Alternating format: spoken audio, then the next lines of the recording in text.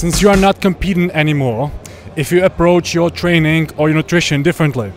I mean, yeah, I haven't competed since 2018, so I've just been focusing on family life, and I dealt with a lot of injuries, so it's about just taking care of myself and working my way back up. Competition is still undecided for the future. You might see me back on stage next year. So how do you train nowadays? Like how many times a week? Nowadays, I'm more concerned about my conditioning inside. More concerned about taking care and being like a moving athlete and not a stiff bodybuilder. So my training now is I implement my training with like some CrossFit, sports athletic training fast twitch muscle fibers, running hills, pushing the sleds, things like this. I'll do like a lot of stretching and some yoga, and I don't do plate-loaded movements. I don't do loading my spine with squats or anything like this. So I'm more working out nowadays with machines and just trying to be flexible and a moving athlete and worrying about just staying healthy right now. And I wonder, how do you train right now? Well, totally different. Basically, I train like 4 times a week. I don't train legs so crazy. If I train legs, I include the exercises in like morning training where I do some functional training and stuff like this. That's where I include some legs, but mostly just training easier than I used to, lighter of course, just feeling my body, getting the pump in, and yeah, just staying active, doing a lot of different stuff like hiking, and yeah, I'm driving jet skis in the summer for like 5 years, so things like this. So wanna stay active. Yeah. I talked to Kevin Levrone yesterday, and he told me the same thing, like more cardiovascular yoga and all that. Yeah. My other question is, what fitness lifestyle gave you, and what did it take you? I mean, fitness has given me a lot, man. It's given me an opportunity to be able to share my passion in the world, to be able to inspire people. I met my wife through fitness. I mean, it's brought everything to fruition for me. I had a goal as a kid to grow up and compete and eventually win Mr. Olympia, and I did that, and now it's just about establishing a brand and continuing to inspire and motivate the younger generation. And what did it take you? What did it take for me? Yeah. I'm here. I'm away from my family right now, but I don't think it's taken much for me, man. I'm truly love the sport of fitness and bodybuilding, and it's given me a life I'm very grateful for and blessed. Yeah. A lot of people don't realize that it's a 24/7. It's not like just for weekends. Like fitness lifestyle 24/7. There's a lot of sacrifice. In order to be successful, you have to sacrifice things, and with fitness, you're giving up a lot of social life, a lot of things that you want to do to partying, all those little things that people our age like to do. There's a lot of sacrifice, but when you have goals and you have things you want to accomplish, that end result, it outweighs all those sacrifices. So is it worth it? Absolutely. Absolutely. Right. That was my second question. If you are planning to compete any other time? Yeah, well, it's a matter if I keep my body healthy. I've been working really hard to bring myself back the past 11 months. I've gained 45 pounds. I feel like I'm back to probably the best I've been in a long time, especially for an off season. I've never been over 200 pounds with abs before, and I am. So it's going to be interesting. The division's grown a lot. The guys have gotten a lot better, and I haven't seen any of the competitors in person in like 3 years. So I don't know how big they really are. I'm talking to some other people, and they're saying they're not as big as they look on social media. But it would be physique again, or classic physique. I don't know. I've always had a desire to compete in classic physique. It's a matter of I can make my weight. My weight cutoff is 180, and I compete in men's physique at 185. So it actually have to come in smaller in classic physique. So I don't think I have the. I don't know. I don't think I have the frame necessarily to compete with those guys, but then again, I'm a lot older now, and my body's a lot more mature. But I would like to see you on stage any other time. What do you see as the biggest accomplishment in your life in bodybuilding? Following my dreams and reaching my goals. I think few of them I accomplished. So like winning the second biggest show in the world in bodybuilding is the Arnold Classic. So, and things like this, and yeah, and of course being the best German bodybuilder ever. It's pretty cool, right? Yeah, I mean, you're a legend. You're a legend. What do you see as the biggest difference between bodybuilding nowadays and your era?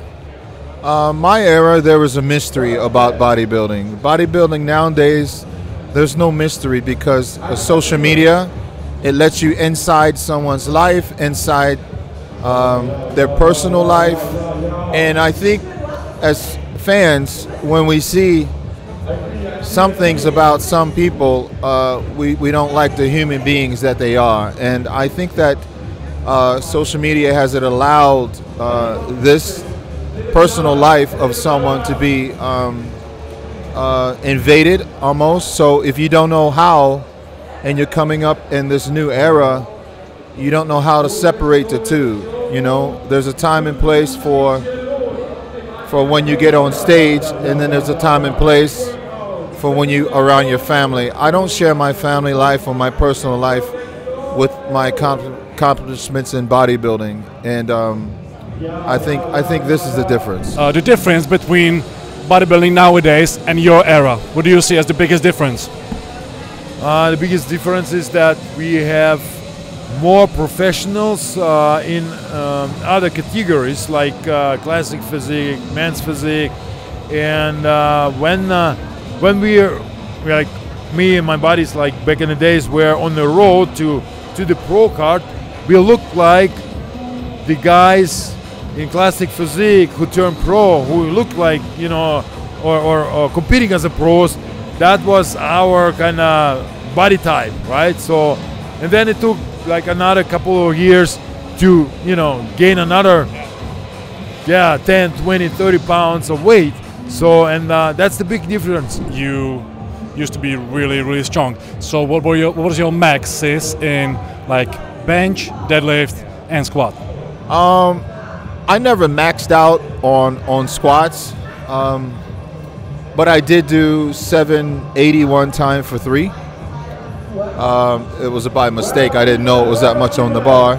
I did 500 pounds on squats for 20 reps one time. My bench was, again, when I tore my chest in 1993, I was bench pressing 600 pounds. And I came up for double and ripped. So that was my max on the bench, 600. And deadlift, when I was competing, I never really maxed out on deadlifts. I just played around with about 600 pounds just to feel the weight. It's a nice play with 600 pounds. And I know you have never been a powerlifter, but I wonder what were your maxes in squat, bench, and deadlift? Wow. Regarding squats, I never did like a 1 rep max. Yeah. Max repetition or something like that. I used to do my regular sets with 200 kilos, so like 10, 12 reps, and that was good. So I was never going to the limit. So in bodybuilding, it's like if you feel your body, it works great. You kind of keep yourself there, you know, not trying to go too crazy to get in any injury or, you know, tear something, you know, things like that. Bench press, it's probably the same. I never went over 200 kilos or something like this, or maybe 210, 220 sometime, you know. It's like sometimes if you really feel like, oh, that's your day, you know, and you try it. But mostly of the time, I just trained like a bodybuilder, so, you know, muscle control, you know, so all of that. And last question, if you could choose only one supplement to take, what would it be? Just a single one. Protein powder. Yeah, protein powder. It helps me get my calories in. I'm not a big eater, so I take like 2 shakes a day, help me get my protein in. And last thing, how are you doing today? How do you feel today? I'm doing great. I feel good. You know, today we're here at the Fibo, 2022 Fibo. I've been coming to this show since 1993, and when it was in Essen, I remember, and I feel really good. You know, I'm just focused on my son's life now. He's a football player in the USA, and I coach his football team. So for me, life was great. I don't have any complaints. I love the sport of bodybuilding. My company here, Levrone Signature Series, we're you know, as you can see, you know, we're still doing good after 8 years, and we're steady growing more and more and more. We're coming into America now, and then eventually into Canada.